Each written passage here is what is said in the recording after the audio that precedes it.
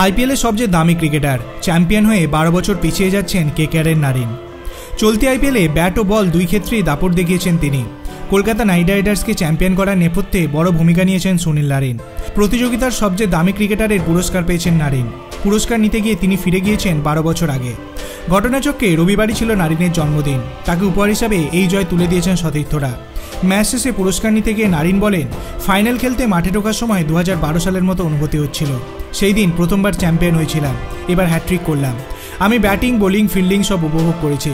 দলের সাফল্যে অবদান রাখতে পেরে গর্বিত। চলতি মরশুমে আবার কেকেআরের ওপেনারের ভূমিকা দেখা গিয়েছে নারিনকে। দলের ক্রিকেটারদের থেকে সাপোর্ট স্টাফ সবাই জানিয়েছেন, মেন্টার গৌতম গম্ভীরের পরিকল্পনাতেই আবার ভূমিকা বদলেছে নারিনের। ওপেন করতে নেমে বেশ কয়েকটি ম্যাচেই দলকে জিতিয়েছেন নারিন, তাই গম্ভীরকে ধন্যবাদ জানিয়েছেন তিনি।